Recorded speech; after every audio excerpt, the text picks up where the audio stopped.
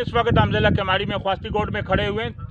थोड़ी देर पहले हमने इतला दी थी SHO मोचको को, नदीम साहब को, कि यहाँ पहाड़ियाँ काटी जा रही हैं। आप हमारे सामने देख रहे हैं, थोड़ी देर पहले यहाँ बहुत सारी मशीनरी लगी हुई थी। जब हम दूसरे इलाके का विजिट करने गए और उसके बाद तकरीबन आधे घंटे के बाद जो मोबाइल पहुँची है और वो जो मशीनरी जो लोग पहाड़ियाँ काट रहे थे वो सामने गोदाम में ला के खड़ी कर दी है और उनकी ये सही है।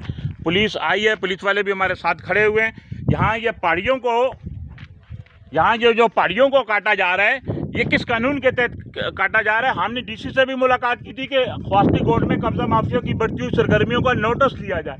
जाहिर बात है कि इनका नेटवर्क इतना तेज है कि 15 से 20 मिनट में जो यहाँ से ये मशीनरी जो गायब कर दी और वो सामने खड़ी हुई है, गायब नहीं है। ये अक्सर लोग हैं, इन पहाड़ियों को काट कर फिर लोगों पे यहाँ प्लाट बेचे जाएंगे, प्लाटों के बाद फिर डबलिंग करके ट्रिपलिंग करके लोगों के, गरीब लोगों की जमा पूंजी मारूम कर लिया जाएगा। ये जो अब्दुल मजीद भट्ट नाम का शख्स है, ज़राए बता रहे हैं कि ये वो काट रहा है। यहाँ मशीनरी किसने लगाई, किसने कितने पैसे लिए, आया मुतल्लिका थाना खामोश क्यों है? हम 1 माह से यहाँ कवरेज कर रहे हैं, ये किसकी मिली भगत है? हम इस वक्त SSP केमाड़ी से अपील करेंगे कि इसकी इंक्वायरी करवाई जाए कि इन शख्स को पहाड़ियाँ काटने की इजाज़त किसने दी है। और इनका नेटवर्क इतना तेज़ है कि हमारी SHO को कॉल करते ही जो ये यहाँ से मशीनरी लेके सामने अपने गोदाम में पहुँच गए हैं। हम ये मनाजर आपको अकाम बाला को बताएंगे।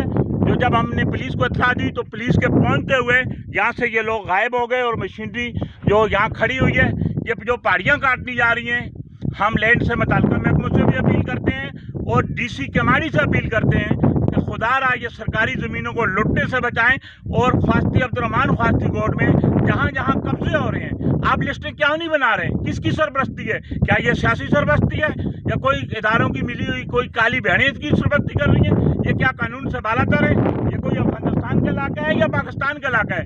खुदा रहा इसको तोरा बोरा बनने से बचाया जाए ताकि लोगों की जमा पूंजी यहाँ से जो महफूज हो सके। पुलिस बाद में कार्रवाई क्यों करती है? पहले उसको नहीं पता होता कि यहाँ से जो लोग लुट रहे हैं बेशुमार दरख्वास्तें थानों में मौजूद हैं। आया कि ये जो पहाड़ियाँ काट रहा था, ये कौन काट रहा था, किसकी सरबस्ती है, किसने मोकल दी, किसने पैसे लिए? एक शावल नहीं लग सकता और दीदा दलेरी से दिन में ये पहाड़ियाँ इस तरह नहीं काटी जा सकती। हम ये मनाजर बार बार दिखाते रहेंगे। अली ज़मान अवान, ब्यूरो चीफ, एहसास 9 ID न्यूज़, कराची।